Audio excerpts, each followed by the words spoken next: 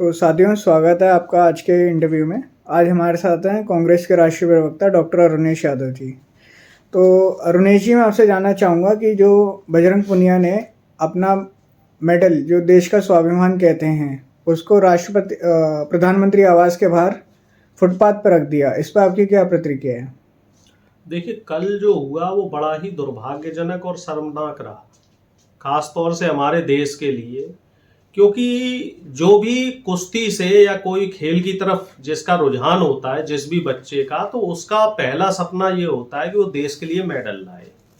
और कल बजरंग पुनिया ने जिस तरीके से मेडल को जमीन पे रखा, फुटपाथ पे रखा प्रधानमंत्री आवास के सामने, तो उसके पीछे हमें वो उन भाव को समझना चाहिए कि कितनी मेहनत से उन्होंने वो मेडल कमाया, देश का नाम रोशन किया, और आखिर क्या वजह रही जो उस मेडल को वो इस तरीके से रखने पे मजबूर हुए। तो आपके हिसाब से उन्होंने उस वजह को हमें समझने की जरूरत है। अगर हम वजह समझेंगे तो उसके पीछे फिर उनकी भावना भी हमें समझ में आ जाएगी। जहां तक मैं समझ पाया हूं, बड़े मजबूर रहे, लाचार रहे वो, और बड़े ही निराश हुए। क्योंकि जिस तरीके से जो घटनाक्रम चल रहे थे पिछले 7-8 महीने से, तो कहीं ना कहीं इन पहलवानों को ऐसा लग रहा था कि इन्हें शायद न्याय मिल जाएगा। क्योंकि अमित शाह जी ने, मोदी जी ने, नड्डा जी ने और जो अनुराग ठाकुर और तमाम जो बीजेपी के नेता थे, इन लोगों ने पूरा आश्वासन दिया था कि बृजभूषण के खिलाफ कार्रवाई होगी और एक कानूनी प्रक्रिया के तहत उन्हें सजा दी जाएगी। ब्रजभूषण का पहले इस्तीफा लिया गया, लेकिन अब जब ब्रजभूषण के रिश्तेदार ही, उनके मित्र ही कुश्ती संघ के अध्यक्ष बन गए, तो फिर कहने सुनने को कुछ बचा नहीं। साक्षी मलिक ने भी जो है संन्यास ले लिया कुश्ती से, और बजरंग पुनिया ने को भी शर्मसार होना पड़ा। तो आपके हिसाब से उन्होंने सही किया या गलत किया? देखिए, जब एक खिलाड़ी की इज्जत आबरू पे ही बात बनाए तो स्वाभिमान से बढ़ के तो कुछ भी नहीं है। उसके खिलाफ जो कमेटी बनी थी उसका कोई सबूत, कठोर सबूत नहीं आया है, ना कोई कठोर आरोप लगाए। जिन्होंने आरोप लगाए थे वो भी पीछे हट चुके हैं। और उसके इसमें शासन सत्ता का पूरी तरीके से दुरुपयोग हुआ है। अगर उसी समय, आज से लगभग 1 साल पहले दिसंबर के महीने में इन पहलवानों ने पहली बार आरोप लगाए थे, मुझे भी ध्यान है, जंतर मंतर पे बैठे थे, फिर इनको आश्वासन दिया गया कार्रवाई होगी। 2 महीने तक जब कार्रवाई नहीं हुई तो फिर इन पहलवानों को अनिश्चितकालीन मुहिम छेड़नी पड़ी जंतर मंतर पे ही। फिर किस तरीके से इनको शर्मसार किया गया, दिल्ली पुलिस ने इनको पैरों तले रौंदा, और भी तमाम घटनाएं हुई। फिर फाइनली ये बोला गया कि नहीं साहब, बात बन जाएगी और बात जो है मान ली जाएगी, पहलवानों को अपनी जिद छोड़ देनी चाहिए। तमाम ऐसी चीजें हुई। लेकिन देखने वाली बात ये रही कि सरकार पूरी तरीके से एक तरफ झुकी हुई नजर आई, बृजभूषण शरण सिंह की तरफ, और सारा जो किस्सा है, सारा जो कवायद है, वो सिर्फ और सिर्फ टिकटों का है कि लोकसभा से सांसद है बृजभूषण शरण सिंह, और पूर्वी उत्तर प्रदेश से आते हैं।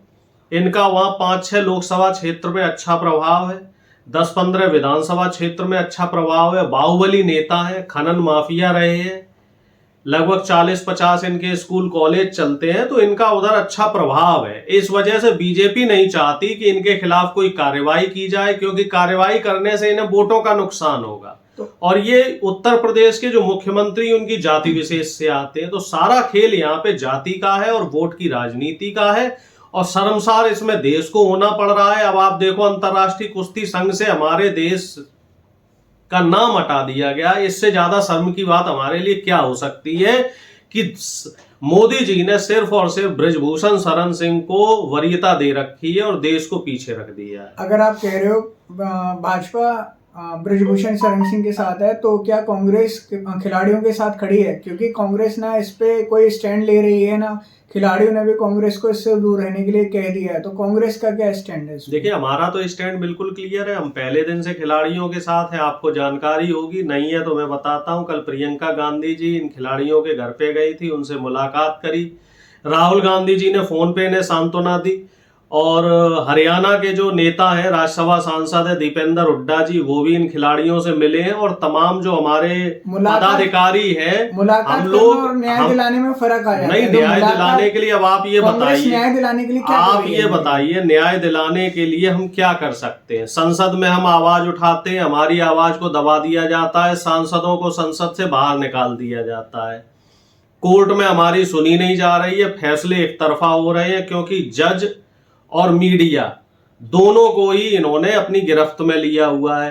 गोदी मीडिया हमारी खबरें नहीं दिखाता। गोदी मीडिया ने कल इतना बड़ा, हमने लोकतंत्र और तानाशाही के खिलाफ जंतर मंतर पे धरना किया, जिसमें इंडिया गठबंधन के सभी दल आए, लेकिन मीडिया में इसके लेके कोई चर्चा नहीं है। मीडिया में क्या चल रहा है कि पुनिया ने देश को शर्मसार किया, साक्षी मलिक ने देश को शर्मसार किया, और विपक्ष ने जो है वो जाटों का अपमान किया। जाटों का अपमान कैसे कर दिया? क्योंकि धनखड़ साहब की मिमिक्री हो गई। केवल एक व्यक्ति की मिमिक्री कर देने भर से पूरे समाज का अपमान हो गया।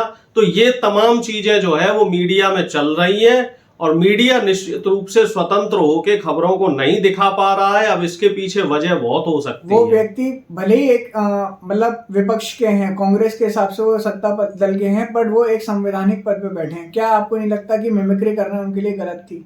आप ये बताइए, क्या देश में पहली बार, अच्छा सवाल किया, पहली बार किसी नेता की मिमिक्री हुई है?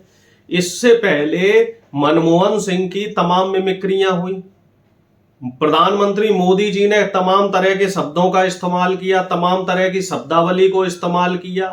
और इसके अलावा देखा जाए तो धनखड़ साहब को खुद अपने पद की गरिमा रखनी चाहिए। जैसे ही मोदी जी उन्हें सामने दिख जाते हैं, वो तो लोटम लोट हो जाते हैं, उनके चरणों में गिर जाते हैं, चरण वंदना करने लग जाते हैं। जब किसी व्यक्ति को कुर्सी इतनी प्यारी है कि कुर्सी के लिए वो प्रधानमंत्री की चरण वंदना करने को तैयार है, तो हम उसकी मिमिक्री कर रहे हैं, तो उसमें क्या गलत है? तो फिर कोई व्यक्ति अगर गलत कर सकता है तो उसको गलत को गलत कहने में क्या गलती है साहब? तो आपको नहीं लगता कि यहाँ पे संविधान का अपमान हुआ कि आप किसी संवैधानिक पद पर बैठे हुए आप हमें ये बताइए, अपमान कौन कर रहा है? अपमान धनखड़ साहब कर रहे हैं अपने पद का, मोदी जी उनसे अपमान करवा रहे हैं, या हम करवा रहे हैं? हम तो सिर्फ कह भर रहे हैं। अगर कहने भर से किसी का अपमान हो जाता है तो साहब हमें तो नहीं लगता कि मोदी जी ने कहने में कोई कसर छोड़ रखी हो, बीजेपी के नेताओं ने कहने में कोई कसर छोड़ रखी हो। आप बीजेपी के नेताओं को देखिए, बीजेपी और कांग्रेस में फिर फर्क, बहुत बड़ा फर्क है। हमने हमेशा विपक्ष का सम्मान किया, हमने हमेशा लोकतंत्र को बढ़ावा दिया, हमने हमेशा देश के आम जन की हितों की सुनिश्चिति की। लेकिन बीजेपी सिर्फ और सिर्फ बड़े बड़े पूंजीपतियों के लिए काम कर रही है, तानाशाही कर रही है, और देश को गर्त की तरफ ले जा रही है। चलिए ठीक है, आगे आपसे जुड़े रहेंगे और देश की जनता और देश के मुद्दों को आगे और भी उठाते रहेंगे। जी बहुत बहुत धन्यवाद।